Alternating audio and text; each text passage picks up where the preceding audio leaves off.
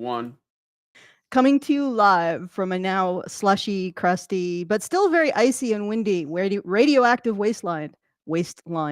We are the survivors of the alt-right apocalypse and the catastrophe.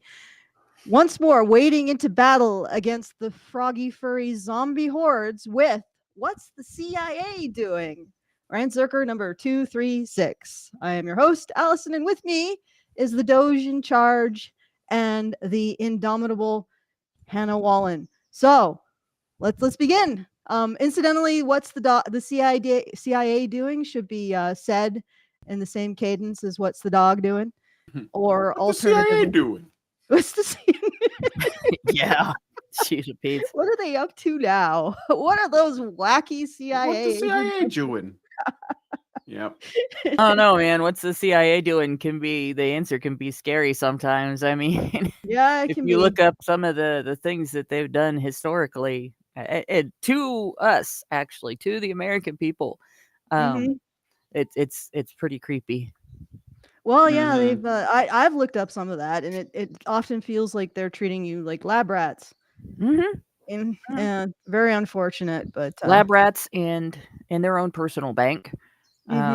So yeah, we quite not have the CIA. It seems to be all of your security, or many of your actually all of your security agents.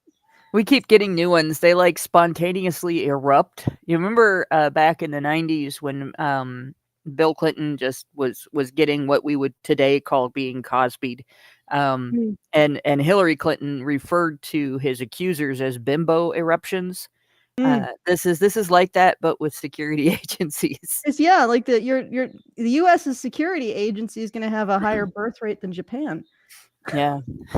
It's birth rate per capita. Speaking of birth rates, yeah, they reproduce. They reproduce asexually. Every time we have a psyop that's intended to scare the shit out of the American people, the American government then takes the result and creates a new security agency out of it. Well, there you go. That's one way to get the birth rate up. Well, anyway, so we are going to be looking at some activities by the security agencies of the U.S., which start to feel a little bit more like they're less security agencies and more some kind of jailer. So see what they've been up to. Just to preview a little bit of a spoiler. It's some crazy shit. We now have insecurity agencies. Yeah, good one. And if you're wondering what I'm doing over here, I'm attempting to placate the squish spawn. So, pacify the cat. Pacify the cat without getting too clawed. So let's. I guess we'll just start. Wait. I should do the things right before we get into the first tweet. Okay, so let's see if I can do the things and also keep this stream from falling into catastrophe. All right, so we are doing our monthly fundraiser. So this is really critical. Last time I checked, we're about $860 from the goal, which we can do. We can do it if you guys help us out. So feedthebadger.com/support. This is the last day to do it. Hopefully we make that. So once again, feedthebadger.com/support. If necessary, I'll do some arm twisting. Don't make me do arm twisting, guys, but I will do it. I'll explain why it's really critical to support our work and continue to support our work despite everything that's happening. In fact, because everything of what's been happening. So feedthebadger.com/support. And if you want to send us a message and a tip, you can do so at feedthebadger.com/justthetip. So that's feedthebadger.com/justthetip. Send us a tip, send us a message. Very best way for you to send us funds aside from supporting us, and also have the option of having something read out on air. So let's it's really hard to introduce this. This is just it's weird. It's weird. It truly is weird. It's like, what are they smoking at the CIA? Yeah. Seriously. Well, I mean, we're talking about the same agency that conceived of a plan to experiment on American citizens by surreptitiously dosing them with acid, and then, watching the resulting panic and all that and they did it. Like, it's historically demonstrated that they did it. So there's no amount of weirdness I would put past them.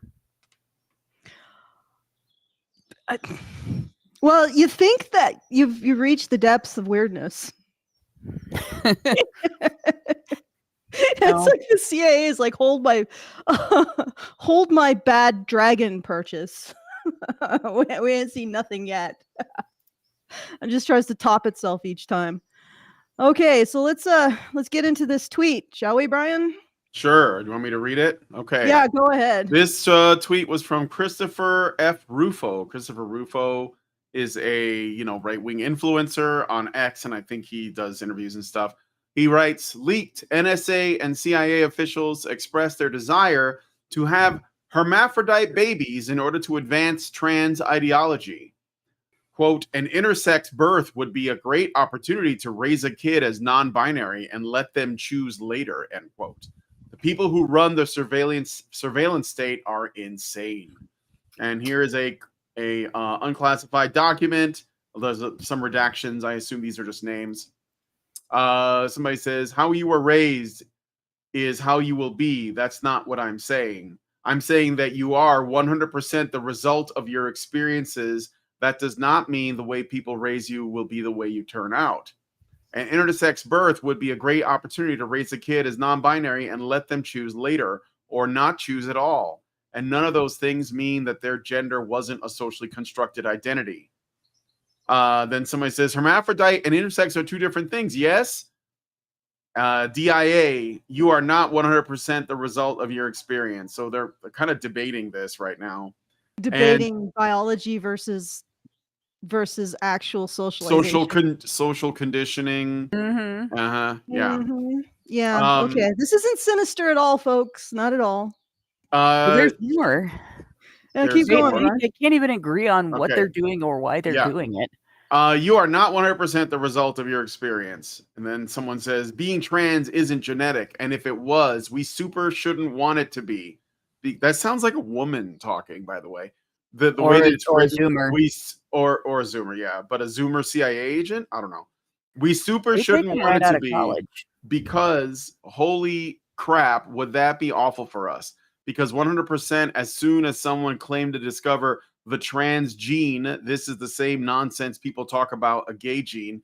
You absolutely know that people would super use it for eugenics. Why does he add super before everything? And abort trans babies. That's A, people would do that. B, people would super use it to gatekeep transness. Oh, your brain/genetic scan doesn't show that you're trans, so we won't actually acknowledge your identity. And then someone else says, whether it's 99% or 100%, you have absolutely zero way of knowing who you would be if literally anything about your past was different.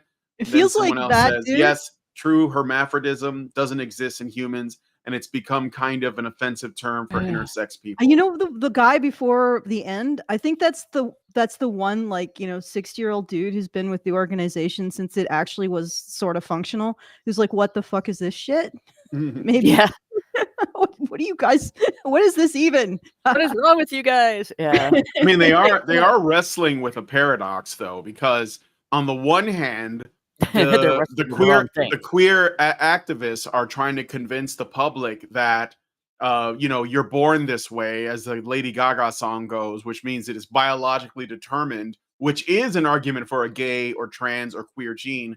But they're also saying that you're a product of your experiences, and it's socialized into you. And in both cases, they're running into a problem because you see, they want to perpetuate this stuff and promote it everywhere, especially places where it probably has no business being, like, preschool. I just heard a story that they're going to have condoms available to, kindergartners. Why? I don't know, but it's just in some northeastern, like, New England state. But the problem is that if it's socialized, then it can be socialized out of, which they don't want, because they want people socialized into it. And if it's biological, then it can be, like, looked at, analytically with, like, instruments to determine if it's there, which they also don't want because they want to socialize it. So that's why I think this conflict is happening.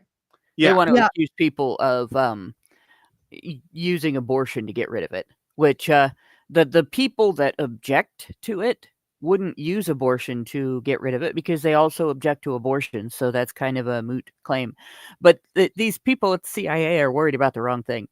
When you think about this, all right, and this is something that I think our listeners are going to be divided into people old enough to understand this without having to have it explained to them, and the people I'm about to be talking to. Right. So if you're millennial or a Zoomer, you may not understand that transgender status, being trans, having any kind of gender identity other than identifying as straight and the sex you were born as, was incredibly unusual up until you guys were kids and your school started programming all of you to accept this idea that it just could happen to anybody and that it's common and that it's normal and stuff like that. So before that happened, being trans usually resulted from a type of distress caused by an identity dysphoria, where the individual felt different than they looked. Their body felt wrong. And there are a lot of types of body dysmorphic disorders. Some people who are slim feel like they're fat. Some people who are perfectly attractive feel like they're ugly. There's one for people who think they're dead. There's a lot of disorders where your brain is out of sync with your body. And in most cases, the prevailing therapy is trying to bring the brain back into sync with the body, trying to treat the distress the person is experiencing by alleviating the dysphoria. Because there is politics around sexuality and sexual identity, that didn't happen with gender dysphoria. Instead, they tried to sync the body up with the brain, and they used it with they used surgery, they used hormonal therapy, and they used cross-dressing. And in a lot of cases, it did not result in satisfaction for the individual. And I mean, as a Gen Xer who has been involved in LGBTQ activism prior to understanding how much of it is just communism exploiting people of different sexualities and so on, I noticed that there's two distinct groups among people who identify as transgender. There are people who are just trying to survive a psychological disorder that is profoundly disturbing to the individual who experiences it. And then there are people who are doing it for political reasons. And I would say prior to about the mid 2010s, that was probably about 10% or less, maybe even 2% of the LGBTQ movement. If you went to any kind of an event where there was any kind of activism taking place or even just socialization, you would see for, maybe if there was 100 gay men there and, 80 or 90 lesbians, there would be many, many more who identify as bisexual and a couple of people who identified as trans.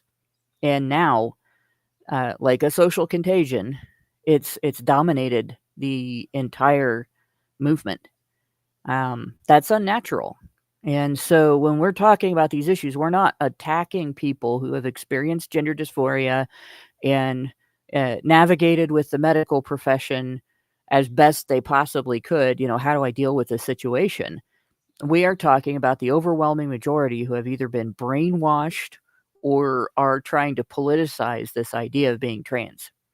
And if you look at it from the perspective of experience as an activist who has, gone to events and pushed for, don't beat up on people just because they're different, and watched that change take place.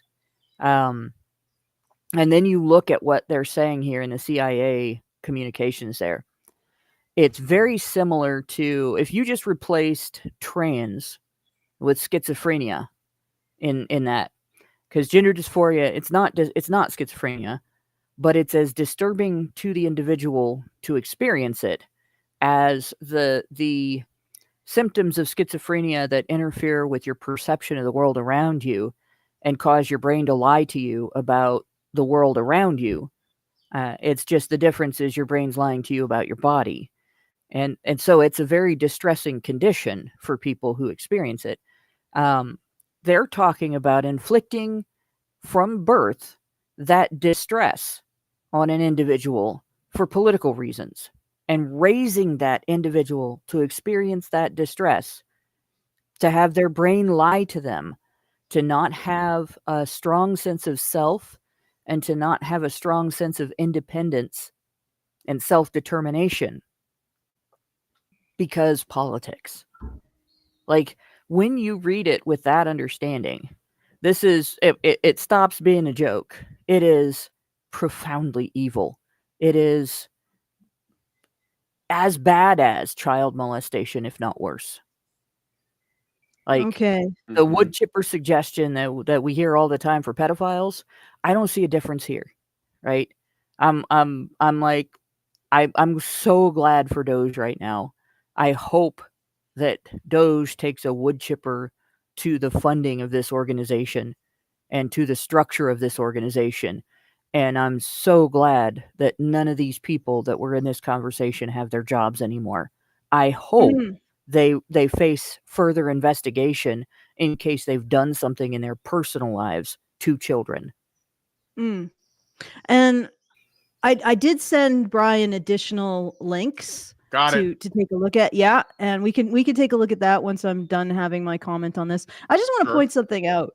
I've noticed that gay men have not really increased in proportion. So, like, people talk about how conservatives have the rhetoric of recruitment, right? But what I've noticed is that throughout the whole GLBT rights kind of, and I was part of it as well. Like, I used to take part in gay rights stuff in the 90s. And throughout all of this, the proportion of gay men has not increased. Have you guys noticed that? Yep. I haven't been looking at the numbers for that, so yeah, but it's basically stayed the same. So when we talk about people will say what you say, Hannah, is just right-wing recruitment propaganda. But how is it that the proportion of gay men has stayed the same, right? But trans has exploded. Like, even while there was recognition that gay men should be able to marry, they should have rights, the proportion basically stayed the same. And yet the same discussion has resulted in with trans individuals has resulted in an explosion, right? So there's something different going on, and it's not just the right-wing rhetoric about recruitment, because there's this is not happening with gay men, but it's happening with trans. What's going on, right? And I think there's a deeper and more sinister kind of thing going on, just like what you're talking about, Hannah. And I just joke about it because it's black humor. What are you gonna do, right? This is insane, and it gets the only even way more that you insane. can. It's the only way to cope with stuff like this, honestly. Yeah. But what I've researched about, essentially, coping skills, like psychological coping skills, and gender orientation identity. And what that means is, do you identify as masculine or feminine, rather than male or female, but masculine, or if you have more masculine or feminine traits. Now, on the whole, men, of course, have significantly more masculine traits than women, and women have significantly more feminine traits than men. And we're talking about actual psychological traits, not just the feminist masculine norms inventory. So things like women tend to be more neurotic. Women tend to have a more emotional response to things. Women tend to be more performative, so they see their identities in terms of a performance, whereas men tend to see their identities more in terms of how they function, their performance, but in terms of utility. So a woman would see herself as an actor upon the stage. A man would see himself more as the stagehand building the stage, that kind of thing. So those are actual psychological differences between men and women, and men and women can show, more masculine, more feminine. But again, men tend to be more masculine, women tend to be more feminine, significantly so. So they looked into this and they judged how well people coped with adverse experiences based on their gender orientation expression. Now, what they found was really interesting. They found that masculine individuals, or men, or people who tended to express themselves in more of a masculine way, coped second best. The third best was feminine individuals. And the difference between the coping is men tend to look at what they can do to change in order to affect a better outcome. Women tend to, process their emotions, and they tend to be more, if I want to say it in a positive way, they tend to be more forgiving and accepting of their emotions. And that can be positive. It isn't always a negative. And so that these different coping strategies were, masculinity was more effective in coping with adverse circumstances. Femininity was third best, but the worst was what they called undifferentiated. And what undifferentiated is people who have neither feminine nor masculine coping strategies, neither. And I'll get into what was the best, but I think that this is what these agencies on some level are aiming for. They want a population of people who, because they have no feminine coping strategies, can't effectively accept or express how they're being affected by things. And because they don't have masculine coping strategies, they can't effectively deal with the circumstances and see things to improve them. So they have no coping strategies. And when they talk about hermaphrodites, when they talk about intersex, when they talked about basically neuter, I think that's what they're talking about. They're talking about stripping the population of any kind of coping strategy when it comes to adverse situations. So what you end up with is a population that can neither express any discontent nor do anything about it. They just submit.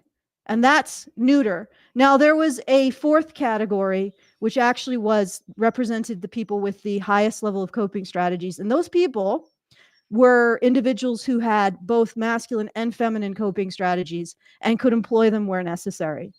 So it's, again, I'm not saying this as somebody who's saying that, men and women, men must be men and women must be women. I'm saying that as there is a big difference between recognizing and accepting masculinity and femininity, recognizing and accepting coping strategies, or even men developing coping strategies that women use, or women developing coping strategies that men use, which might seem androgynous, but really is just becoming more adult and learning to be more practical about coping with the circumstances that you're in. And what these individuals are doing, which is neutering people. They are neutering people, right? So it's not even strict gender. What I'm trying to say is it's not even strict gender categories versus androgyny, or being able to be pragmatic about coping skills that you use. It is people who want to take away your coping skills by taking away your masculinity and femininity and leaving you as a nothing that simply listens and obeys, and people who want you to develop these skills as a pragmatic and responsible individual. Does that make sense? I'm not saying I don't know where I don't know if I've conveyed anything, but here I've said a lot, so I'll leave it at that. Well, one thing I wanted to say about the number of gay men, the proportion.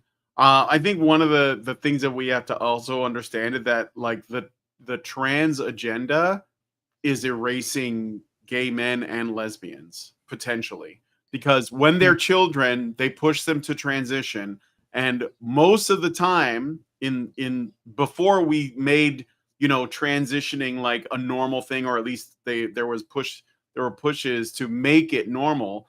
Most of the time those kids would go through a phase and maybe they would just remain straight, or they might just find that they were gay or bisexual.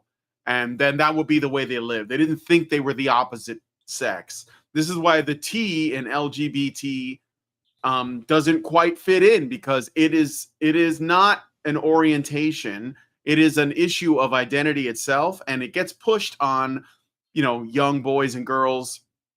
Actually, the number of girls transitioning is like, going up pretty fast now. But it was in the past, I think it was like the overwhelming majority of people who transitioned were boys to women. And I think that is why you might say, oh, the number of gays hasn't changed. Well, maybe because they're transing them all. And that is killing them. Like, there's like, I mean, if you think about it, there was a meme I saw. It was Pac-Man eating the dots, but the Pac-Man has the trans flag instead of being yellow, and the dots are all the rainbow colors. I think that is because if you think about it, being trans is not the same as being like attracted to the same sex. It's literally like, and then there's the fact that not all people who transition, not only are they not necessarily experiencing gender dysphoria, but they're also not necessarily doing it because of some like issue with their it might not just be because they think they're trans. It might be because there's like people with autogynephilia. There are people who are like to cross-dress. There are people who are drag queens. There are people who just want attention, and they do it for those reasons. So it like inflates the numbers artificially. And the reason why they're allowed to do that is because we can't actually have honest conversations about what it actually means. So you have like, people who genuinely have gender dysphoria, and then you have weirdos and perverts. And they're doing the same thing, and they're basically operating under the same field. And they're like, look, this is what I am. And so this is where we run into problems. Yeah. You also have a situation of certain groups being targeted, for instance, in Canada, and to a lesser degree initially, but now pretty much to about the same degree. They were targeting autistic girls with this ideology and transing them. And there's a lot of detransitioned girls now that are Zoomer generation, and a few of them that are millennial generation that are experiencing terrible health problems because of this. That they were convinced that their social awkwardness and maybe their lack of stereotypical femininity made them boys. And similarly, you have there are boys who are not gay, and they're not trans. They don't have gender dysphoria. They know they're boys, but they would be considered effeminate in comparison to other boys that are getting targeted with this as well. And I've seen, like, this has been a thing for years and years. They were hit before autistic girls. It's just that people started to pay attention when it hit the girls, right? It's okay to do it to boys as long as you don't touch the girls. That seems to be the way society treats every issue like this. And on top of the medical profession taking a dysfunctional approach when there is gender dysphoria, or when there is anything that points to being trans, then you had this whole profiteering movement that took place in the medical profession. Oh, look, now we can have hundreds or thousands of patients that will need this type of care for the rest of their lives, because you never stop hormone therapy after you trans. You never stop therapies related to preservation of the changes to your body after you go through surgery, especially men who go through bottom surgery. So there are things that you always have to go back and pay for, and your insurance has to pay for if you have insurance and it covers it. And so there is a lifelong guaranteed profit for people in the medical community who facilitate this targeting of children. And so there's been some pretty insidious things going on here. And in addition to that, like what Alison was talking about, if you want to ask, why might the CIA want a huge population within the United States that is broken in terms of loss of their coping mechanisms?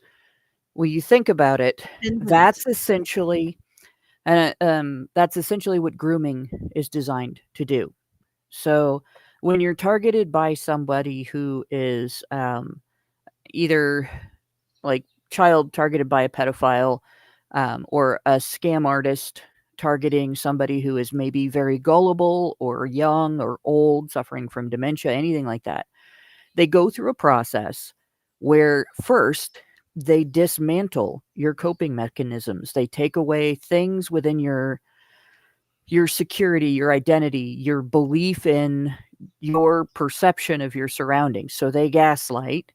They get you taking responsibility for their welfare, or they make promises that they're going to take responsibility for your welfare in ways that you wouldn't accept if your coping mechanisms were not broken down and your sense of self-determination hadn't been affected, right? And then they start taking away from you. Then they start the molestation, or then they start getting you to send them money, or taking your personal property, or getting you to commit crimes on their behalf, whether it's selling drugs or some other types of crimes. And that same pattern is in every instance where a criminally minded individual takes advantage of an individual they perceive as weaker, the target, the dupe. That first step is breaking down those coping mechanisms. So if the CIA is doing that to the American people, what they are trying to do is create a population that they can control. Right? They're not trying to create a population that they can protect, because there's a big difference between controlling someone for your own sake and protecting them, right? They're creating a population that they can control for whatever purposes the federal bureaucracy wanted control over the American population. They are creating what Hillary Clinton promised foreign leaders when she was running for office, a compliant American population. And since we know from the USAID controversy and all of the various types of funding that we've been looking into, that the federal bureaucracy has basically been using the American people as its own personal bank to go and create a compliant world population that they can then siphon off of. That's probably what this is really all about. It has nothing to do with them actually believing. I think some of the younger ones might have been brainwashed into believing in trans ideology, but the reality is the goal behind all of this has nothing to do with supporting anybody in the LGBTQ quilt bag alphabet soup plus community. It's all about exploitation. And using these individuals as a self-righteous sheep for that exploitation. Yeah. And I think me and you, I think got into men's issues, Hannah. You got into men's issues through gay fathers' rights, or at least you. That's where that's where I landed when I was looking for help with my husband's custody battle. And I also was kind of aware of that back in the 90s because of some of the guys that I hung out with having difficulty. Like, it used to be something that if you just walked into a courtroom as a woman and said, I want custody of my kids because my ex is gay and he might infect them with the gay, or he might molest them, he might be a pervert, he might this or might that. A lot of judges, especially in not necessarily conservative or religious areas, but areas where attitudes had not changed yet toward homosexuality, would simply accept that. And even when it was even when there was legislation against discrimination, that didn't protect gay fathers. It did protect lesbian mothers, but it didn't protect gay fathers. So when my husband was having custody issues his custody issues weren't related to his sexuality in any way, but it's still a lot of the legwork done by gay fathers was what really helped us deal with our situation. And I'm not going to say it helped a lot because we never did get custody of his daughters, but it did help in very important ways because he didn't lose visitation with his daughters. And so there were things we were prepared for, tricks we were prepared for. But what really got me involved with the men's rights movement, per se, because at Father's Rights, I was aware of that, and then it just was more of a discusser online and a discusser in common areas, in public and in person. But then I ran into a case. A college friend of mine got together with a guy she went to high school with after she got divorced and he got divorced. And his ex-wife put him through 7 years of vexatious litigation and malicious prosecution in the Dayton area court systems. And I say systems because we're talking about 2 different counties, 4 different police precincts, at least 3 different prosecuting attorneys for different things, and also the Child Support Enforcement Agency, Child Protective Services, like everything that she could get her hands on. And for 7 years, she just dragged him, keelhauled him really, through the underbelly of the court system until her attorney pushed through, or his attorney pushed through a vexatious litigation case. And now she is labeled a vexatious litigant, which is really hard to do. She's on a very short list. I think maybe 100, 150 people in Ohio, the whole state, are labeled vexatious litigants. And she's on that list. So that case is what really, when I realized what was going on there, I started looking into, what is causing these judges to behave this way? Because I had run into several other cases in other counties where there were similarities. And I started looking into the Violence Against Women Act and realized that this is legislated. This kind of behavior is legislated. And that pretty much got me in. Yeah. So I started talking about it. But what I was trying to get at is that you come from this from like I personally, as I said, I started a lot of my activism with the gay community and the GLBT community, and so I'm not coming at this from more of a conservative point of view. I'm coming at this as somebody who's been part of these issues and watched this happen to the advocacy I was doing, and it's sort of distressing because you can tell what the end game is. It isn't to make people stronger; it's to make people weaker. But I did want to get into because it looks like I'm going to have to do some arm twisting, guys. I do want to do a shout out to Craig C for putting in $25. Thank you, Craig C. Thank you, Craig C. I'll give you a little sound. Coincidence? Yeah. I think not. Okay, I played it. And I just want to remind everyone that we've gotten this far because of your generosity, because you've taken it upon yourself to keep supporting us.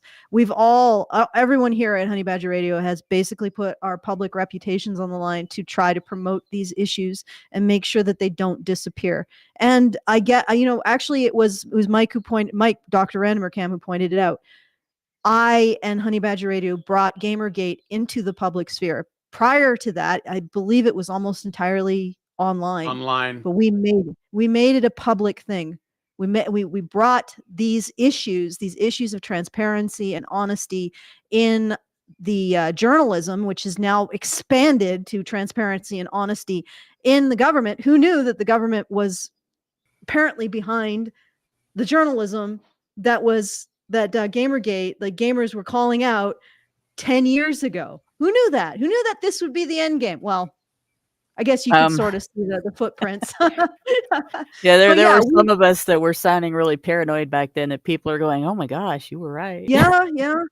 And the other thing is that the first group into the breach, the first group into the memory hole was men's issues.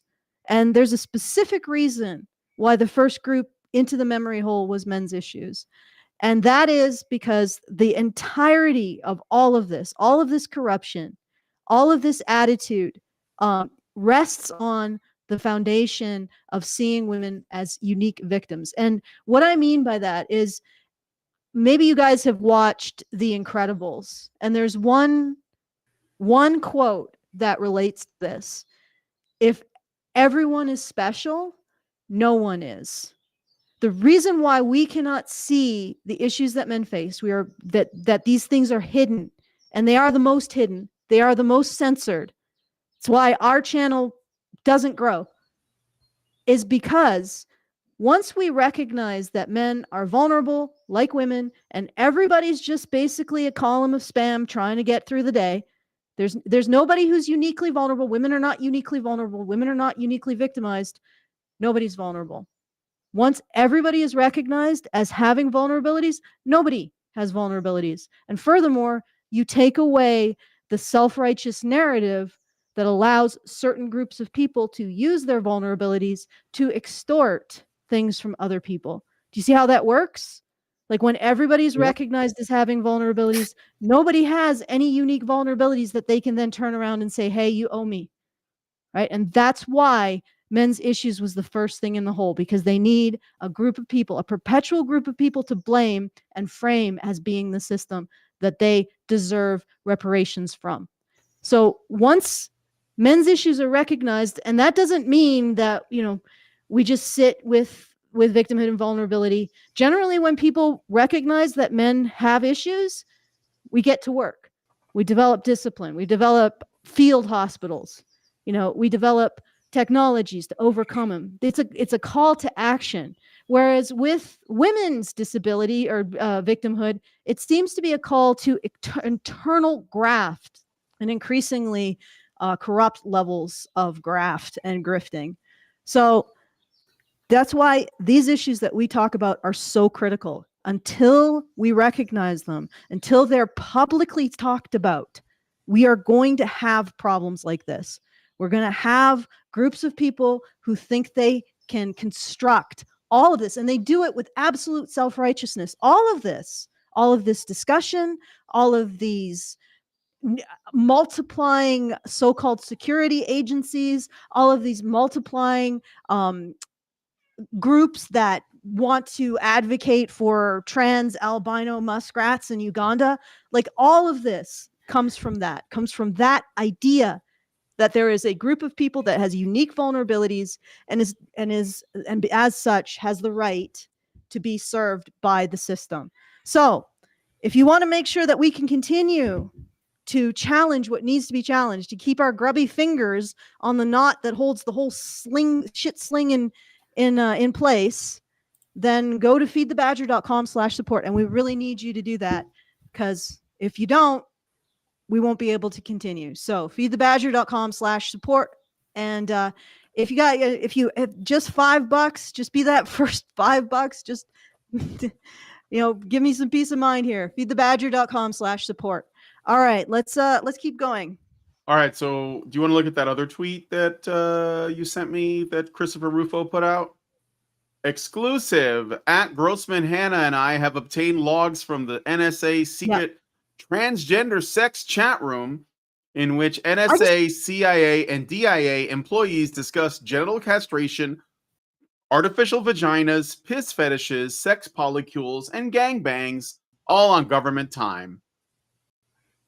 There's probably a point to it. So, what were you going to say? You were going to... I was going to say, they can talk about all of this crap, but they cannot talk about men's issues. Like, all of this is perfectly acceptable to talk about, but what we talk about, censorship. Yeah, but all of this crap is trauma bonding. All of this crap is basically being afflicted artificially with mental health conditions that cause psychological distress and make you overload your coping systems or break down your coping systems, and then you become more controllable and more compliant. And this is interesting because this is within the CIA. So you have upper echelons within the CIA that had to have facilitated this, allowed for this to happen, where lower echelons, agents, whatever, people who are employees at the lowest levels of the CIA or mid levels of the CIA have been subjected to this so that they can be controlled.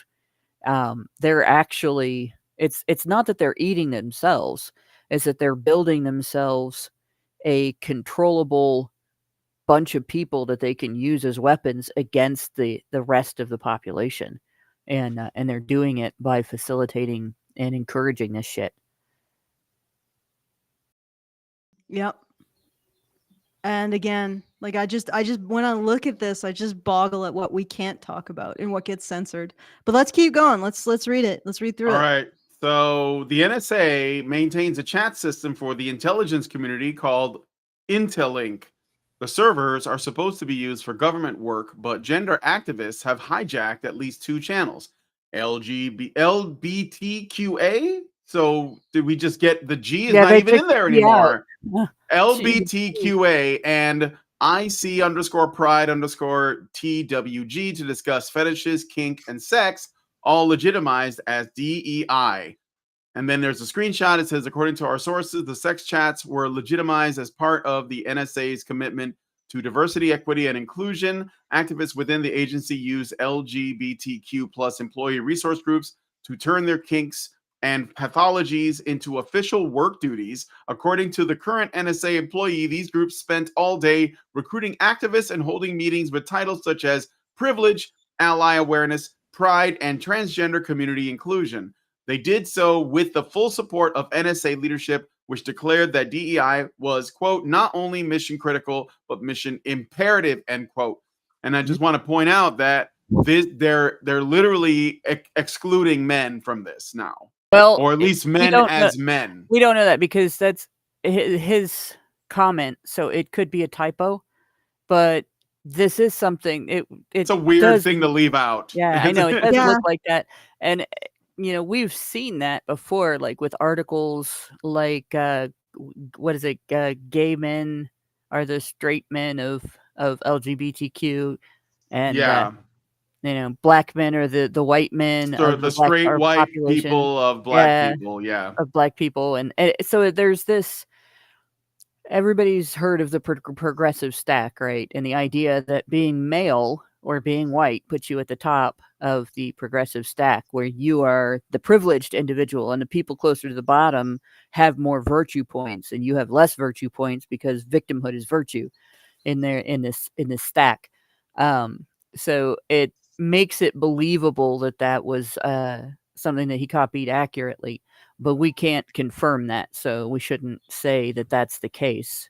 In any case, the rest of this, the ally awareness and privilege bits of this, those do go along with that, and I've sat in on discussions between people of other sexual identity groups versus gay men who treat them as having male privilege. And it's interesting because trans women they'll treat gay men as having male privilege if they're the political type. If they're not the political type, they'll recognize that transphobia is usually misandry directed at trans women because they are seen as men who are usurping women's place. And I that's just why we don't have a problem with trans men. Nobody raises the stink about that. Yeah, you don't usually see people making the same allegations of trans men, and like the whole bathroom issue, for instance. Yes, there are people who are using the current protection against criticism of anybody who has trans status as a means of doing things that they couldn't get away with if they didn't adopt trans status. But half of women in surveys on restroom use have admitted to going into men's bathrooms just because they felt that the line for the ladies' room was too long.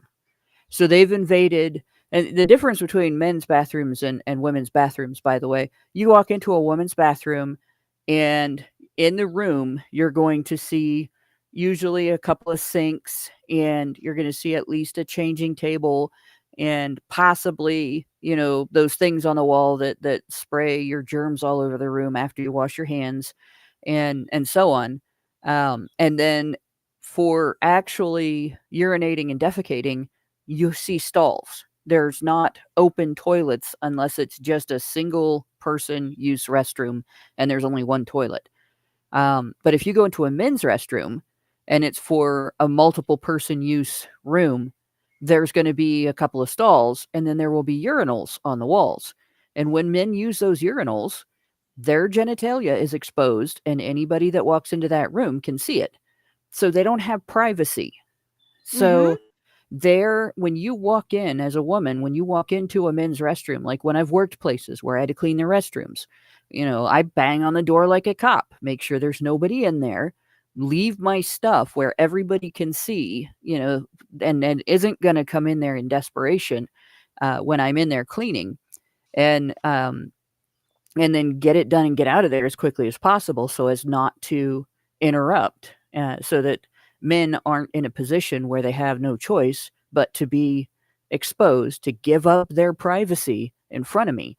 But women, for just the frivolous reason that they don't want to wait a few extra minutes, will invade that private space, not think about it at all, and actually get offended if men call them perverted or predatory for going in there. And then they complain that trans women are dangerous to women in the ladies' room. And they don't complain about it because they're different. They don't complain about it because some of them are fake. They complain about it because they're men to these women. These are men dressed up as ladies. That's what they're saying. They're saying these are men using a disguise to get in and be predatory. And they target all trans women with it, not just the ones who are actually fake and committing crimes. They target all women, all trans women who, for whatever reason, choose to use the ladies' room instead of the men's room, and end up, in there at the same time as a lady, which definitely demonstrates a prejudice. If you have to generalize to an entire population instead of the people that are actually doing the thing you're objecting to, that's a prejudice. So, it's completely it's wrong. Not just hypocritical, but it's completely misandric, and it's completely about demonizing men. And it's unfounded because women are willing to go into the men's washroom and have actually fought for the right to go into the men's locker room too. Yeah. So if you're worried about a single trans woman in a bathroom, why would you be okay with walking into a room full of men? It doesn't. And if you are willing, or if we are going to do this, if we're going to 100% refuse to allow trans women in women's bathrooms, then women should be legally barred from men's bathrooms. Yeah. By the same damn logic. All right. So, no more sneaking into the men's bathroom when the line's too long. But before we continue, looks like I definitely have to do some arm twisting. Wait, I got a super chat. Can I read the super chow really quick? And then... you can read the super chow, and I will prepare the arm twist. It's a Spurgy one from Great Indoors. So he gives us $10 and says, Hannah, good to see you here. The confusing plus 58% super chow comment of yesterday was about the percentage by which the average income of an idealized imaginary man would preferably be compared to the actual average income of a single man in the U.S. Thus, plus 58% income would result in 100% genuine love and affection provided by the American woman's military-industrial complex, 100% satisfaction guaranteed, or your own tax money back partially. So, explaining the joke in an essay. Yeah, but it's because I read it during the show yesterday. I know. I'm glad that you did. I didn't want to sing that out. So all right. I'm not that good at singing either. I mean, y'all have heard me. You do a pretty good job with the parody, though. I have fun. Yeah. All right, so I'm gonna have to do some arm twisting because, guys, nobody has sent anything through except for Great Indoors. Yes, very, very emphatic super chow about explaining his sort of opaque post, which I did get eventually. I had to right walk after past the show. It was a few. Yeah, it was a after little the right show. after the show. Yeah, it happened after the show. And no, it happened during the show, didn't? Oh, it happened after. No. We got it after we did our show on Broke Men, and then Yeah. after it was done, it went through, and I was like, well, can't read it now. So Yeah, but Hannah read it I the next day. Yeah, Hannah read it the next day. I actually read it because it pops up on my living room TV whenever I have it on the Discord. So I was walking past it, and I think on the 10th walk past, I was like, "Oh, that's what he meant. Oh, damn. Oh, yeah, that's clever. Ah, geez. I wish I had figured that out when I first read it, but it took me a while because, I'm it's pretty funny. thoroughly brained. It is quite funny. We talk about broke men and, the whole income controversy regarding men and women. And women, if there's ever a place where women have demonstrated that there's no right pathway for, satisfying women, and that they're going to complain no matter what, and that you should just ignore their complaints and do what you're going to do because you can't satisfy them, it's in income. All right. If a man makes too much money, he's obviously a bad guy who has been ripping off the people who are less fortunate than he is. And it's fair to gold dig him because that wasn't really his money anyway. If he doesn't make enough money, he's a deadbeat. If he makes more money than she does, it's unfair, it's sexism, and she's not getting paid what she should be paying. But if he makes less money than she does, then he's not a good provider and she's not interested. And why would she waste her time with a guy that's not keeping up with her?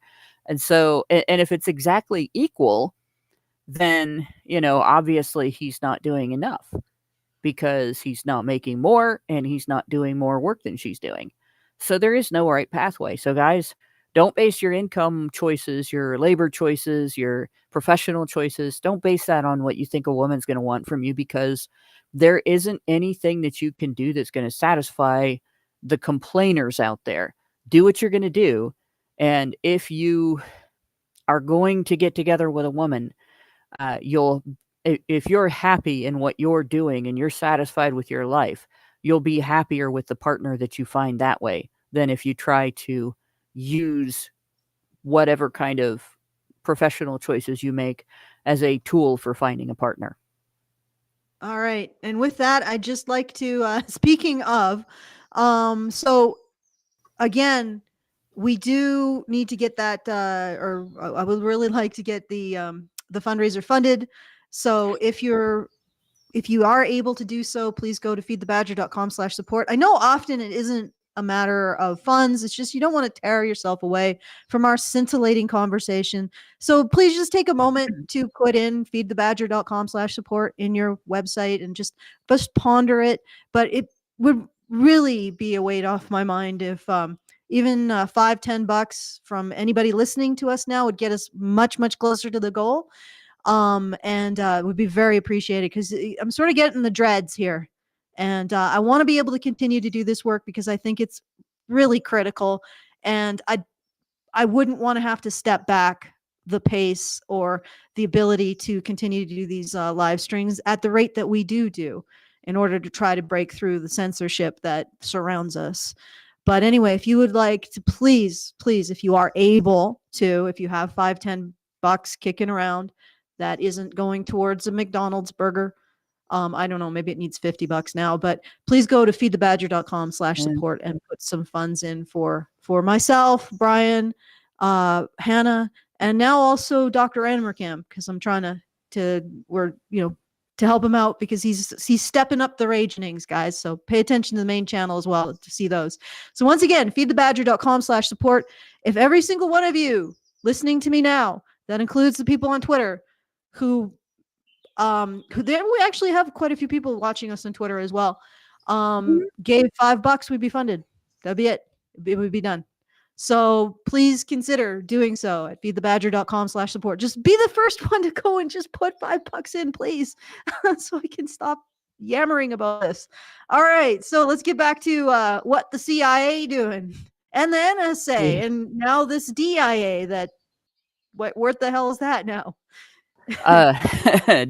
Diversity, equity, and inclusion. More safety stuff. Which it's interesting because they don't mean any of those things when they say those things. Like diversity doesn't mean what the word diverse means when they say it. It means exclusion of certain groups of people.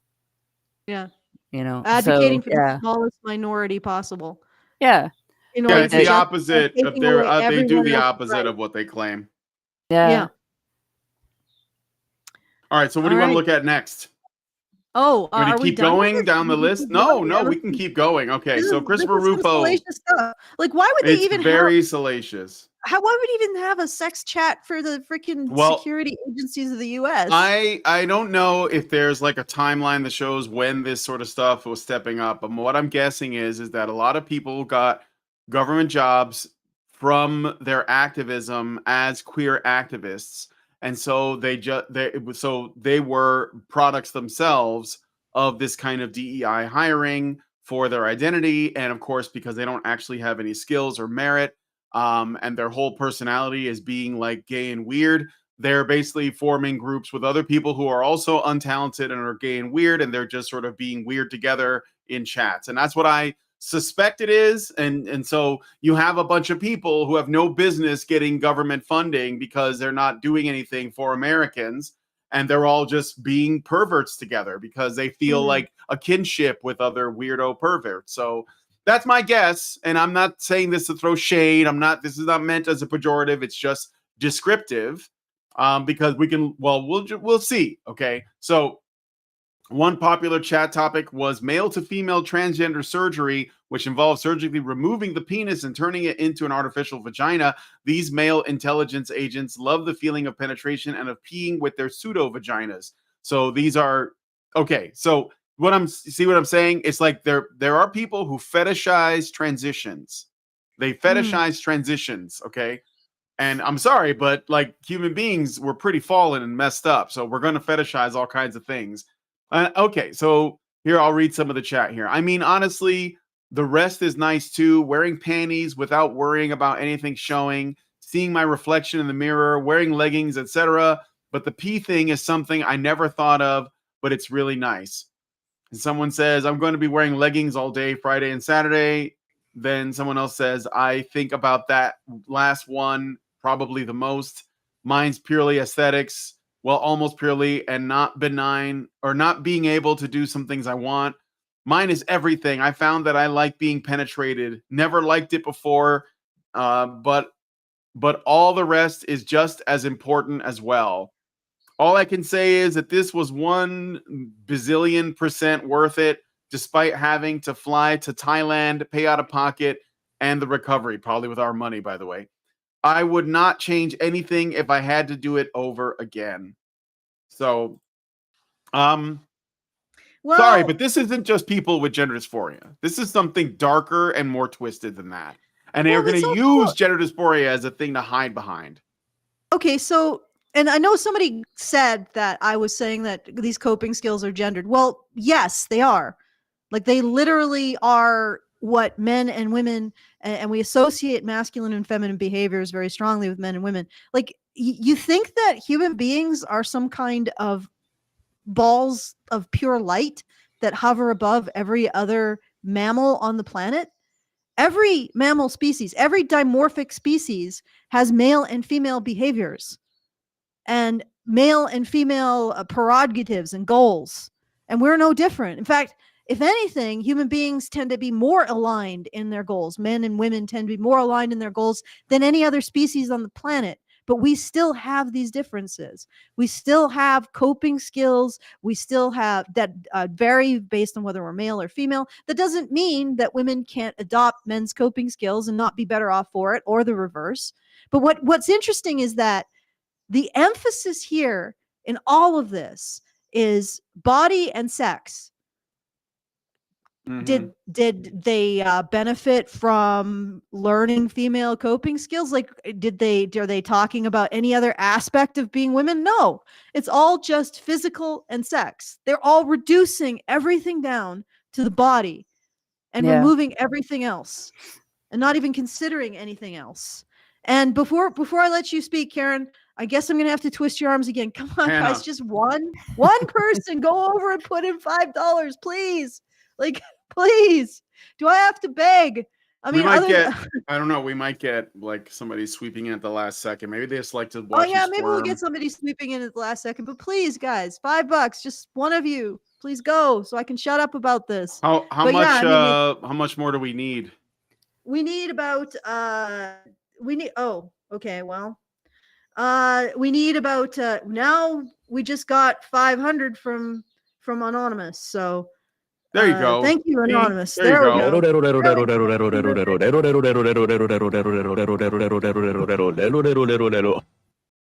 Yeah, but I mean, I really appreciate that. I want to make sure that even the people who are donating something smaller realize that it's really critical, because I don't want to always be relying on our really big supporters. So thank you. Huge thanks to Anonymous. Very much appreciated. But if you're only nothing is only $5-10, what matters is that you're supporting these ideas, that you are making sure that these ideas continue to exist in the thought sphere, because we can't just hand all of this, no offense, we can't just hand all this over to the conservatives, because I do not think that they really understand where this crap is coming from. No, they don't. In fact, they've latched on to the, because of the political end of the trans issue, they've latched on to the misandric attitudes that the TERFs promote. And so you've now got the situation where there's gendered laws being passed by conservatives, and gendered rules being made by conservatives. So for 40 years, 50 years really, women have pushed back on men's sports by invading them and by insisting that men can't have their sports if women don't have an interest in equal participation on university campuses and in high school sports and so on. For decades, like the initial passage of Title IX it didn't have anything to do with sports. It was about, there were quotas in universities that you could only have this many seats in the School of Medicine for women. You can have only this many seats in the School of Law for women, because a lot of women either didn't practice a profession and didn't bring any prestige to the school after they graduated, or they didn't complete. They went there to get their MRS degree, or maybe they didn't, but that's what happened anyway. And so you had, if you wanted as a university for your students to go forth and do great things and people to want to support your university and attend your university because of that, if you wanted future donors, you reserved your seats for men up until about the 60s and 70s. And then you started seeing more and more women striving for that. And universities weren't keeping up as quickly as feminists wanted them to, so that law got passed. But by the time it actually hit the books, it was already outdated. So what ended up happening was the administration that was tasked with enforcing that law created new reasons for it to exist. Oh, well, there aren't enough female athletic programs. There aren't enough specific female athletic programs for this sport or that sport, or more men are participating in sports than women. And so what ended up happening in the 80s and the 90s is that if there were not as many interested female athletes on a particular university campus, in order to meet the quota systems that the Title IX program created after the law was written to eliminate quota systems, then the Olympic wrestling program or the Olympic gymnastics program for men got targeted, and they would end up disappearing because schools weren't going to get rid of their profitable basketball and football programs. So if they couldn't get powder puff football, if they couldn't get enough interest in basketball among women, if they couldn't get women to play golf, if they couldn't get women to be, have their own wrestling teams, then those got scrapped, right? So that's basically what women did with Title IX all that time. And it was only in the 21st century, only in the last 10 years, really, that we've started seeing boys participating in girls' sports and men participating in women's sports. And all of a sudden, there's a lot of outrage. Now, Granted, there are biological differences. Granted, some of this is predatory, right? That's true. But why was there no outrage when boys were being denied scholarships, when men were being denied participation in sports for decades, when Olympic hopefuls were being denied their ability to train for the Olympics because the university didn't have a girls' football team? Where was the outrage, right? Nobody cared. So it needs to be emphasized that this is not a gender issue. This is an issue, this is a human issue, and it's an issue of the government needs to stop interfering in these ways and let the community handle it instead. The only reason boys were able to start inserting themselves into girls' sports in the first place was the type of government interference that we're talking about with regard to the CIA. All that DAI shit and all of that Title IX interference, that anti-discrimination interference, that's what they're using, okay? Your own shit is being used against you, feminists. And now you're mad that it's hurting you instead of men, instead of boys. So I don't feel sorry for anybody that complains about men and boys in female sports. And I agree that conservatives are not the answer. Conservatives can be appealed to in a lot of good and important ways, and we shouldn't forget that. But don't think that conservatism is the answer to men's issues, because it's not. Well, I would honestly say it's not the answer to ultimately solving this issue of the corruption and the graft and the grifting. No, And you have to get rid of let's get rid of get the down to causes brass behind it. tacks. The whole idea that women are uniquely vulnerable, uniquely victimized relative to men, and not that women have their own particular vulnerabilities, but that they are vulnerability, right? Yeah, relative to men creates or that because women have vulnerabilities, that means men don't. That's that not right. creates this asymmetrical idea, and it creates the idea that there is a class of people that doesn't have vulnerabilities, and as a result of that, they owe everyone else. Without that recognition, there's a class of people without vulnerabilities. There can't be this idea that your vulnerabilities make it so that society and that other class of people owes you stuff. I mean, that's where communism springs from. Once we recognize men's vulnerabilities, nobody's vulnerable.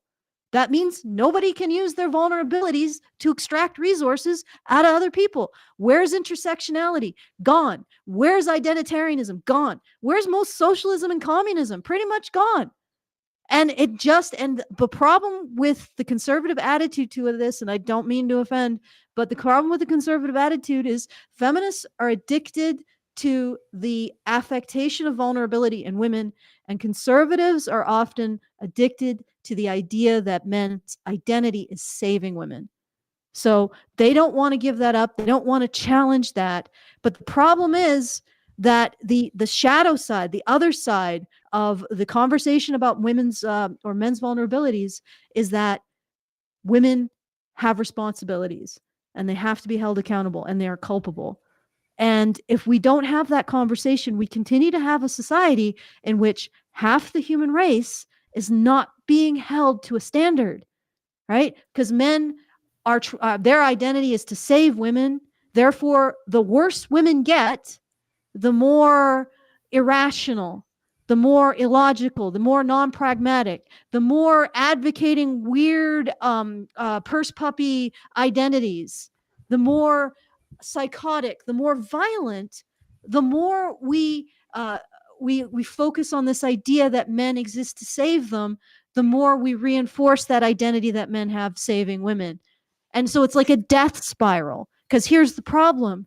Women have really important things that they need to do to sustain a society and a civilization. And when they are not held accountable for that, it stops happening. It's not a situation of Atlas shrugged. It's a situation of Athena shrugged. And what we're seeing is women have stepped off the job. And the big thing that looking throughout history that women do is they construct that identity, the patriotism, being a Christian. That's what your mom teaches you. being a good person, being a good member, even of a secular society, having the kind of morals and social habits that create and support civilization. Like, women are our first experience of belonging. This is the essential task they do. And what are women teaching? That kernel that women are, that everybody else's identity flows from. What are women teaching in this society? And this includes conservative women. They are teaching the kernel of everyone's identity is victimhood, right? Either you are a victim or you're somebody who serves victims. That's what women are teaching in our society. Where do you think all this graft is coming from? Where do you think all of this ability to construct an entire business plan? I know it's in the government, so it's not really business, based around advocacy for victimhood comes from. It comes from that, because the very foundation of our identities is now victimhood, because women for too long have been allowed to pretend that they're victims rather than co-creators of civilization. And we are going to continue to have this shit for as long as we tolerate it. Mm-hmm. Mm-hmm. This kind of goes along with something that might get in. We might get Doge showing, oh, look at all the ridiculous corruption, but then stopping short at the feminist NGOs and all that other crap promoting the idea that women are victimhood, which women are victims, which incidentally is itself our first foray into this kind of government sanctioned, I don't want to say androgyny, but complete destruction of sex roles. The idea that women are victims was the first step towards destroying the family, the relationship between men, and everything else that falls after that. You believe that women are victims, you are part of that system. And I don't think conservatives are ready for that conversation, or at least not most conservatives. So they should be. They can identify the graft when it's obvious, but they cannot identify where it's coming from. Yeah. And you can sort of see it in, there's a thing that's, I saw it on the side of the screen there when the tweet was closed, when the post was closed. But Elon Musk has apparently quoted Gad Sad. No, is it on a different page? Not in it's not on the live stuff. It's in the Explore stuff, and it was Elon Musk's suicidal empathy comment sparks policy debate. So suicidal empathy, the concept of suicidal empathy is where you have so much drive to be compassionate to people who claim victimhood that you give up your well-being and your welfare in order to kowtow. And it's something that happens a lot in terms of like at the liberal end of things and at the communist end of things, just like those two little pathways off to the left. And what you get out of it is people humiliating themselves in order to appear to apologize to people who claim historical victimhood, or people tolerating new patterns of crime in their communities because they've created a culture clash between their own culture and a culture that views their culture as an enemy culture, in which they've imported a bunch of people from the culture that views their culture as an enemy culture, and now they don't understand why those people are abusing the locals. And things like that, where you engage in self-destructive tendencies in order to either feel or appear compassionate to your fellow human being.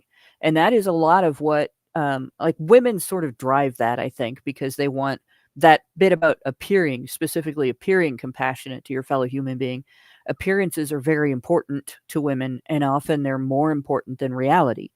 And so you end up with this situation where, when something like what we've been looking at, the grains that grows from, the seeds that grows from, when those are planted and people start pointing at it and going, that's a weed. We need to get rid of that weed. That is not a rose bush. Don't put that in with the rose bushes. Women come around and surround it, and they're like, quit picking on the poor, innocent, little, unusually shaped rose bush. That's not nice. You got to be compassionate. You got to be sympathetic. This is as much a rose bush. It identifies as a rose bush as any other of the rose bushes in this garden. How dare you? And suddenly it's allowed to grow, and it's allowed to choke out the rose bushes. It's allowed to release poisons into the local environment. It's allowed to create a danger with maybe much bigger thorns that shoot out at people as they walk by. Like suddenly you've got a very aggressive rose bush and it's not growing roses on it, and honestly, this type of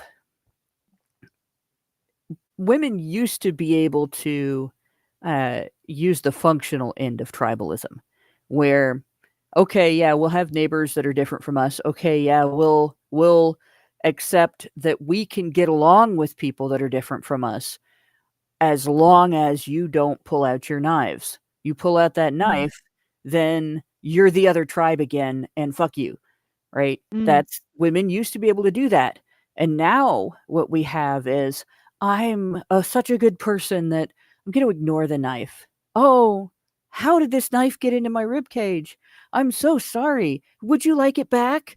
That's exactly what the United States has been doing for about the last 20 years. And it's exactly why we've ended up in this situation. The conservatives can recognize that that's happening. They just need to take the step of recognizing that women are the driving entity behind it, and getting women to understand, no, we can't do that anymore. We have to go back to being our end of the guardians of society. We have to be like, men are the protectors with the weapons. Women are the protectors with the binoculars. You have to pick the binoculars back up, and you have to stop shutting up when you see the knives come out. And that's not happening. So there's it's just no a step that they need to take, but there's they no aren't taking it yet. conversation. No, they They're aren't. not taking And it yet. honestly, I am not sure they will until things really Things get worse. Gets worse. Or alternatively, what they're doing it potentially backfires, because taking it an even layer deeper, this thing that's happening now, this focus on how women view the world to the exclusion of men. So not just the old babushkas that understood how society functioned and understood how, you gotta actually you gotta shame the wicked whispers, is what they called. And you have to actually work to keep a community healthy. Not that kind of femininity, but this kind of incredibly effeminate, toxic, I shouldn't use the word toxic, but immature femininity, right? That has become the kernel of our society. So women see themselves as victims, then everybody sees themselves either as victims or as somebody who should put their head down and just submit to destruction in the service of the victims. And this is because, again, women's role appears to be to set the sense of belonging of people, because your mom is your first first relationship of belonging, right? So, but there's something deeper that's going on. There's a reason why, when civilizations or tribes or community, at the end of their life cycle, it ends up being that women start to play. Well, what happens is women start getting into the things that were usually in the past reserved for men. So, for example, in the Ottoman Empire, at the end, starting towards the end, you started to see the Sultanate of the harem. So women were starting to take over political positions and political power. And they noticed it also, anthropologists in tribal communities. The community is sort of done for when women start to be included in men's mysteries. So this migration of women into men's spaces usually indicates that we're in the end. But why? I mean, this is something that we've dealt with throughout all of human history. Why? And how do we stop it? Because we can't have these rises and collapses if we ever want to get to the stars. I mean, maybe we'll make Mars, but we're not going to make any further unless we deal specifically with that. Why is it that when women start taking over men's role, a society collapses? Why does that happen? I can tell you. Okay, let's sure, go ahead. It's the gap in accountability, right? The society's success relies on a level of accountability being imposed on men and being adopted by men. So that it's internalized as well as externalized. wherein in those positions of responsibility, where they're building the civilization, where they're running the things that keep the civilization safe, or that keep the civilization fed, or that keep the civilization sanitary, that keep it secure, and that keep it comfortable, that they don't have excuses for not doing their jobs, right? They don't have excuses for not showing up every day. They don't have excuses for not working even when it hurts, or when it's hard, or when it's dangerous or dirty or disgusting or scary or gross, or even just dismal, right? Even just the guy that has to stand out in cold driving rain and completely pay attention the whole time to the same small area that he's watching to make sure that that thing doesn't get damaged or sabotaged or stop working or whatever. If that guy doesn't do his job, then that thing doesn't work. And what it does to keep that society going doesn't happen.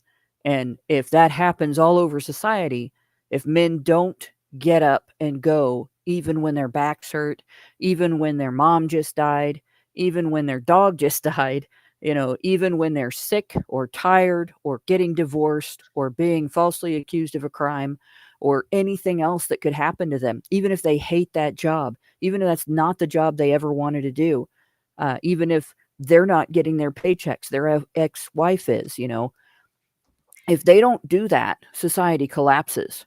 But when you put women in those positions, women are raised with excuses. If we're sick, somebody has compassion for us. We go to a doctor, we take time off. We have this concept called self-care. Nobody created that concept for men. That concept was created for women, right? And we are expected to take time for ourselves. We are expected to primp and make ourselves vain and expect people to look at us and approve of our appearances and take identity from an entitlement to be approved of. We are expected to choose not to do something because we're mad at somebody else. We're expected to choose not to do something because it's uncomfortable, or we don't feel safe doing it, or we don't like it. It's not the goal that we had in our lives. Something has made it more difficult than usual for us. So when you put women in positions where they are responsible for things that are essential to maintain the structure of society, to maintain the safety of their community, to maintain the provision of resources, or to maintain the ability of the community to engage with itself in various ways, like traffic flowing properly instead of having a lot of car accidents, or electricity getting delivered to all of the houses and not just the ones, in the wealthy neighborhoods. They fail, right? They fail because they don't have that accountability. They are allowed to have excuses to not do their jobs. And so every civilization we've had, that accountability gap must have been there. We know it's there now, and we know that it affects a lot of things in our current situation. We know that it's affected our politics. We know that it's affected the way that our government has grown. We know that it's affected the success of our business endeavors in the United States, at least. We don't export a lot of good stuff anymore. We export feminism now. Yeah. That's the consequence of lack of accountability in women. So because feminism is that first denial of the relationship, of the relationship and the differences between men and women, and then everything else comes down from it. So if women want to enter into men's mysteries and the places where men gain prestige from taking accountability for unpleasant things and worse, then women need to develop male accountability. And if women don't want to develop male accountability, then they need to stay the hell out of those things and let the men handle it, because they're doing a good job. Well, and then there's an additional layer to that, but I won't get into it unless somebody sends $5. $5. feedthebadger.com/support. Get a super I know we got a chow. super chow, but I'm going to do this first. Just somebody, just $5. I don't want like $200, just $5. Just go to feedthebadger.com/support and put in $5, and I will explain. I will Irving the Fourth explain hit something important. The deeper thread. Yeah, you read the super chat and then please let me read Irving's comment. Yeah, sure. So Great Indoors gives us $10 and says, I, for one, welcome our DEI pro-trans acceptance governmental non-working overlords. Let them destroy these agencies from the inside out. G will not divide us. Agencies, internal affairs, sweats profusely. And then what was the Irving? Which one? So Irving the Fourth pointed out, as a guy of a younger generation, it's becoming more common for young fellas to take self-care days. They just don't call it that. There's a general perception in our culture that women doing fun things and enjoying themselves is immoral. That's not true. People should always be free to relax. Women taking care of themselves is not the problem. Men not being allowed to do so is the problem. So we have two things going on there. First of all, the accountability issue. Like, men taking self-care days, when men do that, they make arrangements most of the time to cover their responsibilities. Women don't necessarily always do that. And it's not immoral for women to have self-care. It's immoral for women to take it at other people's expense as an entitlement.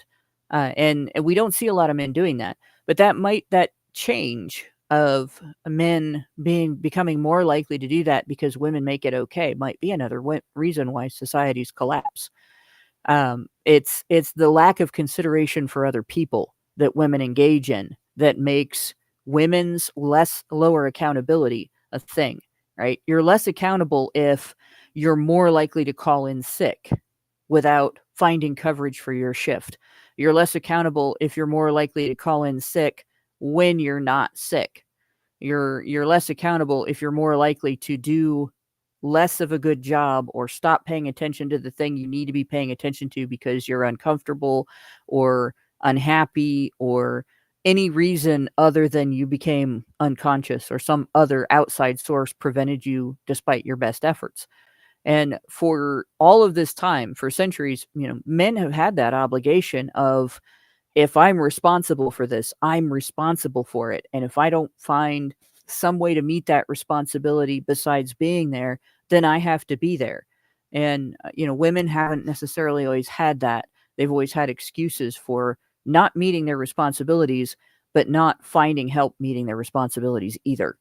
And so when women get into positions where not meeting their responsibilities affects a large group of people, like an air traffic controller or a pilot or a cop, a fireman, the mayor of a city, the civil service director, and then they don't meet their responsibilities.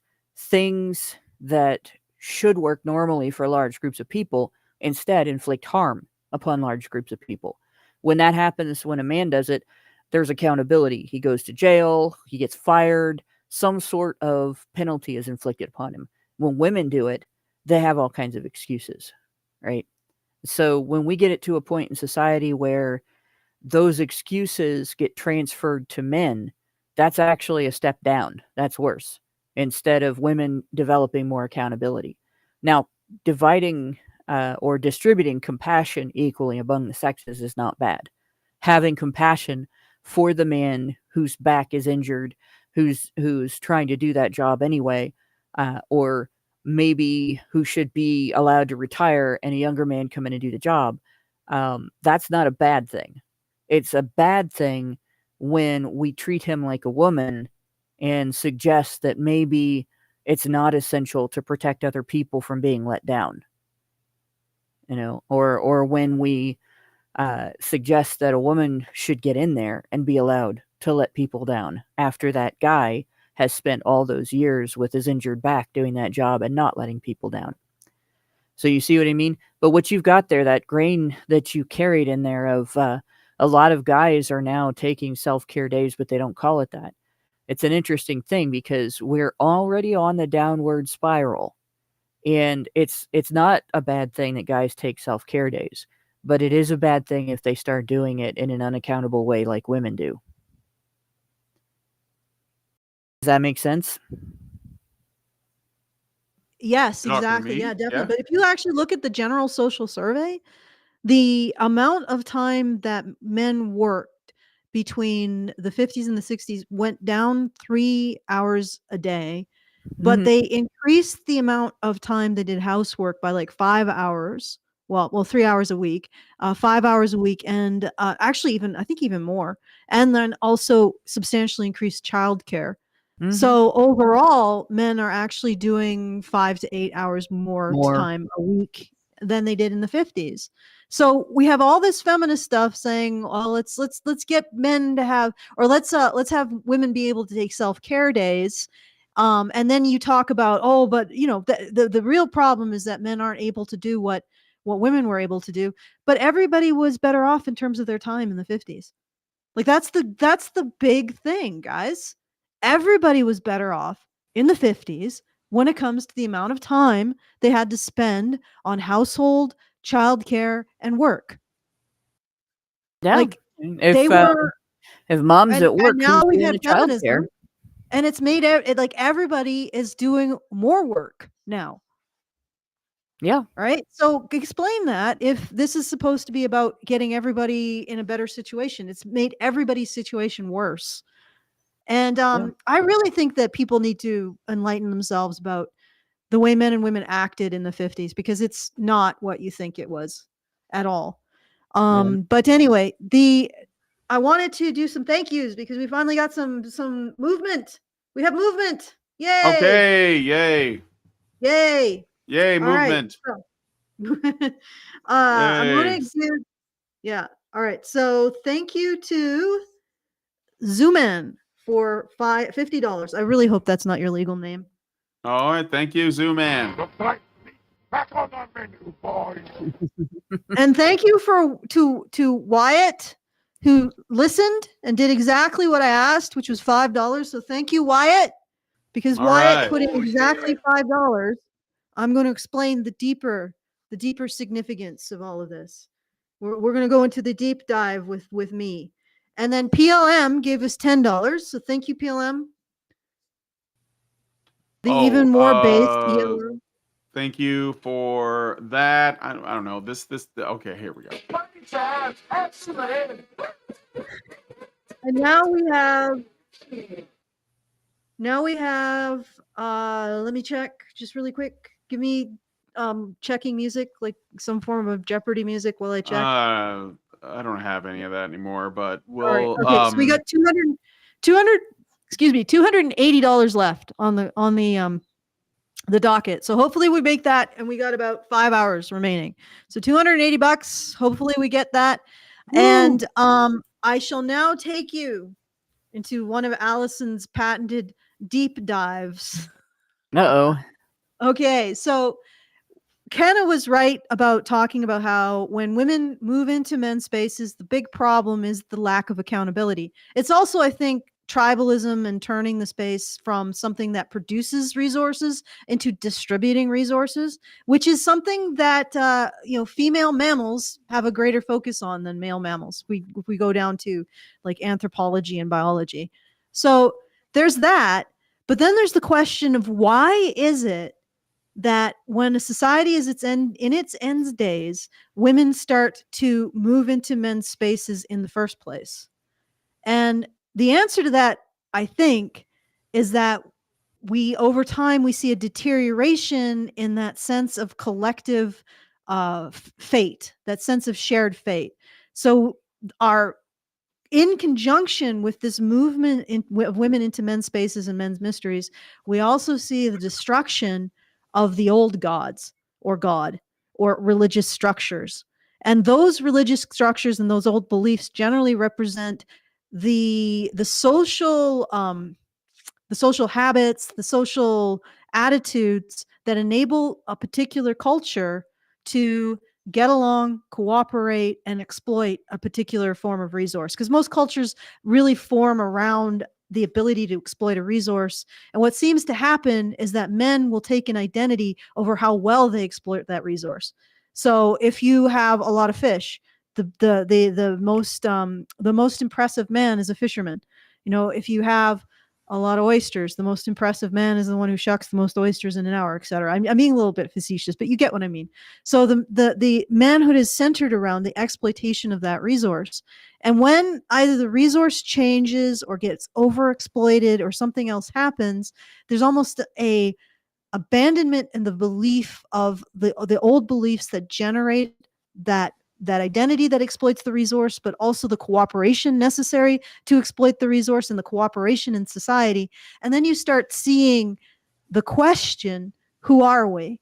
What do we do? The old gods don't serve us. You know, what we need something new. And it seems like there's almost this tendency towards a default of, well, let's serve our women. And let's give them the things that they want. Let's put them in positions of power. And what it is a void in our collective identity that women are actually, it's like a patch job.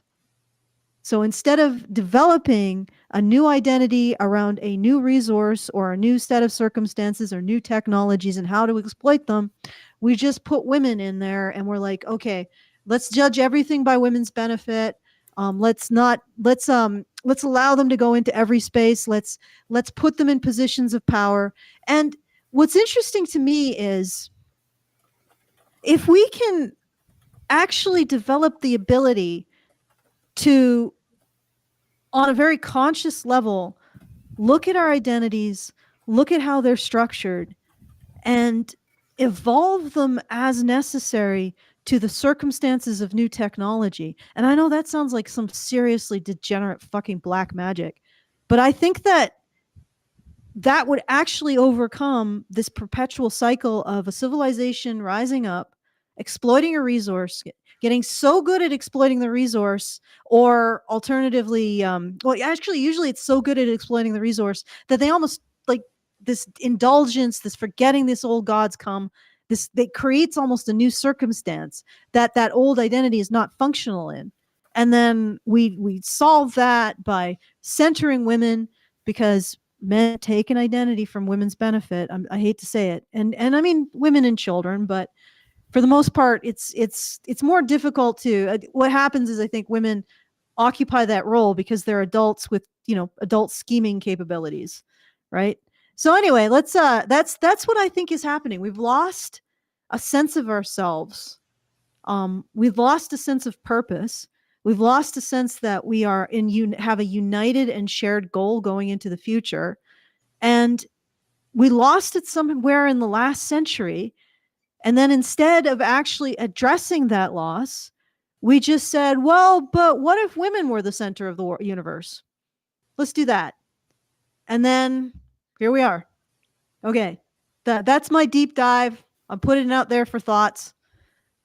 It's interesting how upset people get when you touch on that nerve, because it's because they've taken such an identity from that, and it's sort of a last ditch identity, and they don't know what to go back to if they let go of that.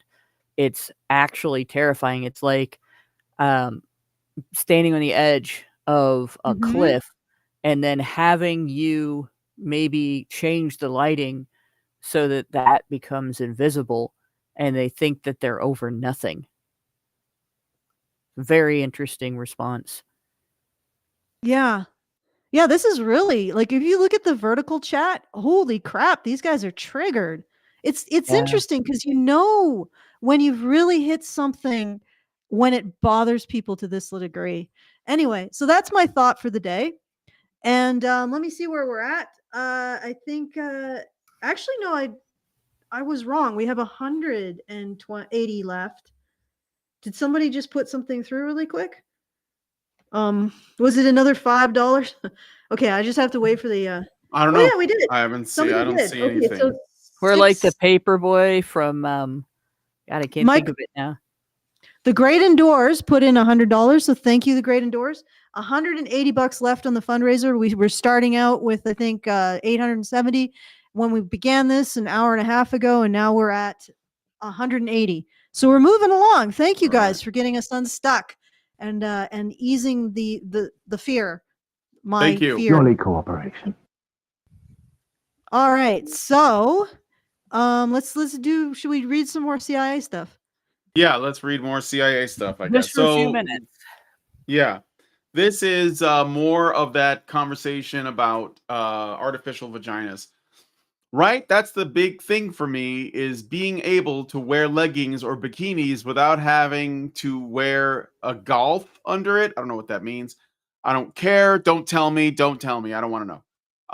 Also, one of the weirdest things that gives me euphoria is when I pee, I don't have to push anything down to make sure it aims right. I wear leggings and bikini without a gaff under it.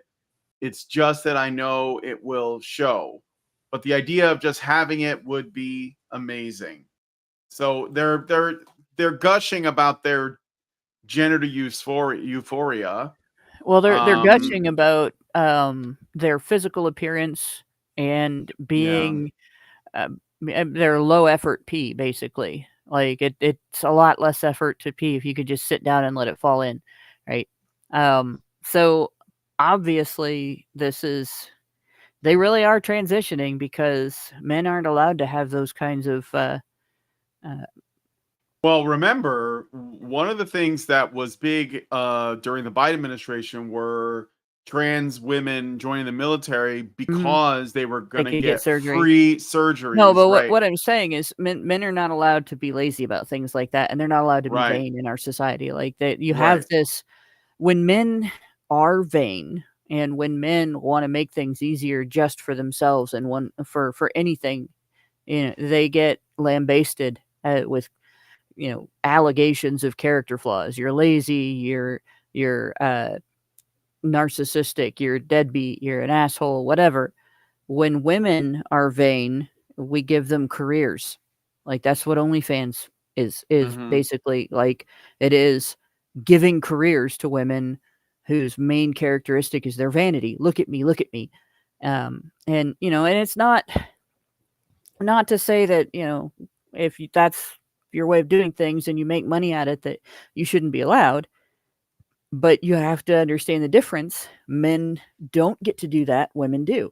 This may be one of the reason why, for however many trans men there are out there, there's a shitload more trans women, because men have it harder in terms of comfort and choices, and like number of choices, scope, and so on.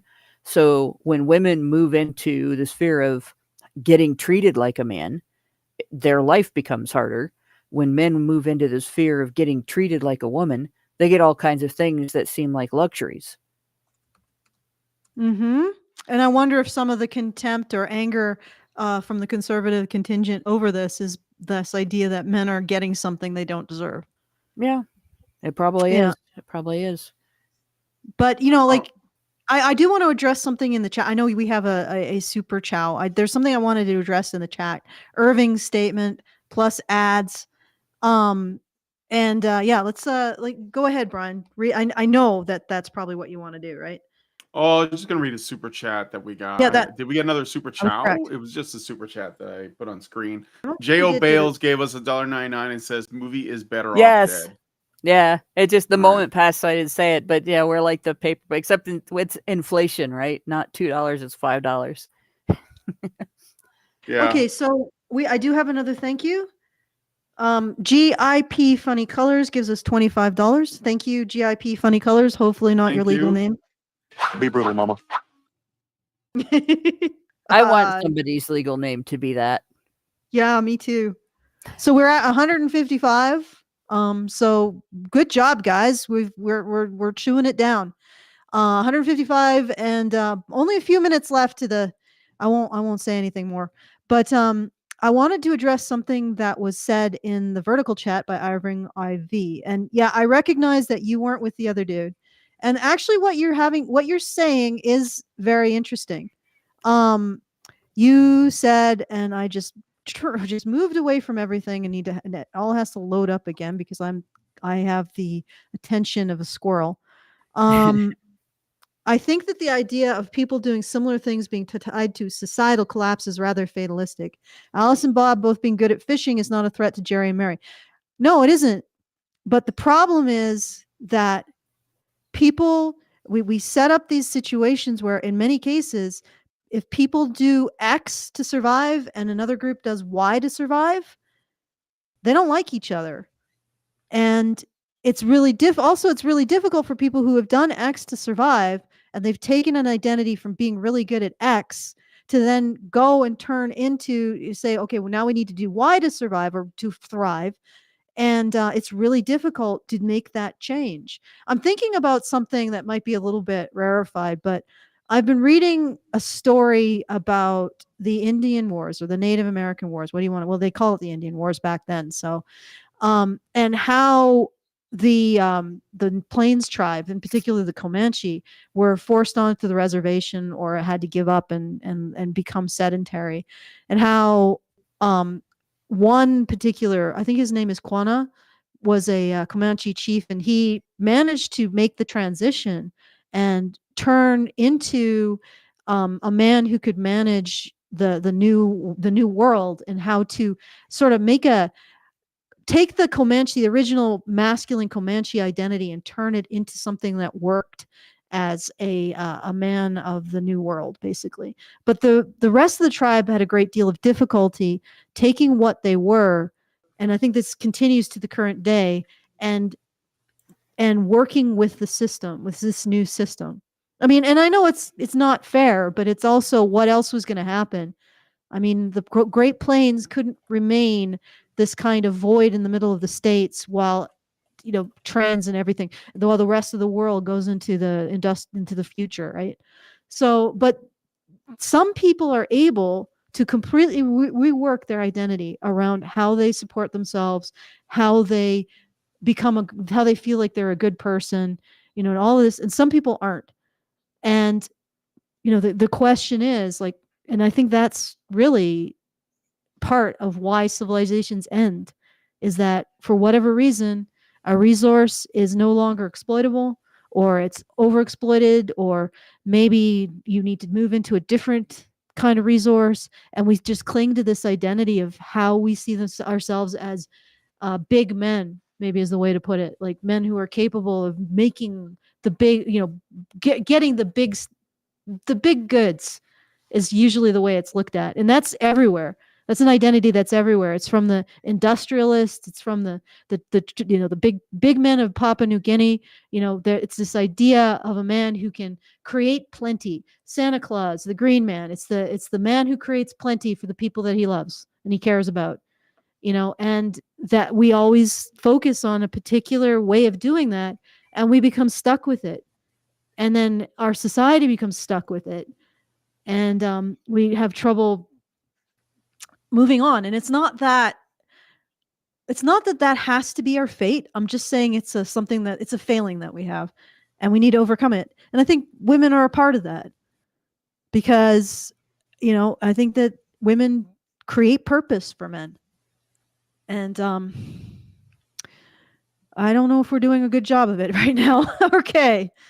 Well, you can't create purpose for a group if you're tearing them down. So yeah, exactly. Well, I mean, you can create purpose. Yeah, I suppose you can create sacrifice as their purpose. Yeah, but that's not really a good thing, though. That seems to be like the dregs of the end. Yeah. Like if you see this as an energy source, that's like getting into the dregs of it. It's like getting into the kind of fuel that destroys the engine, even if it keeps it running to a little bit further. Because shame, and it's not even guilt, it's shame.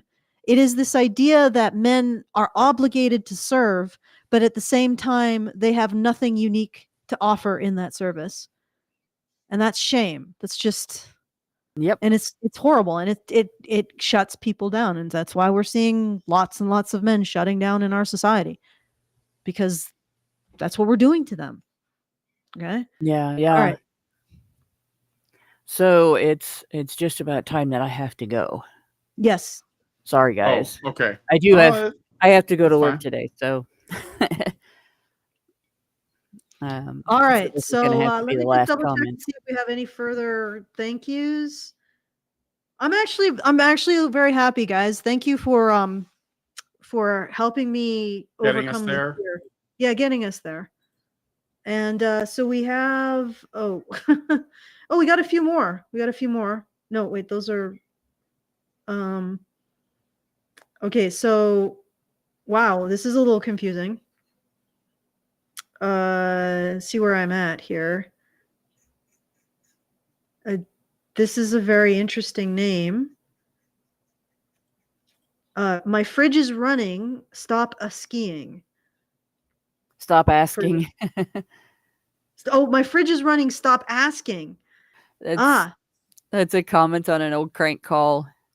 Okay. Is your refrigerator running? You better go stop it. You better go catch it.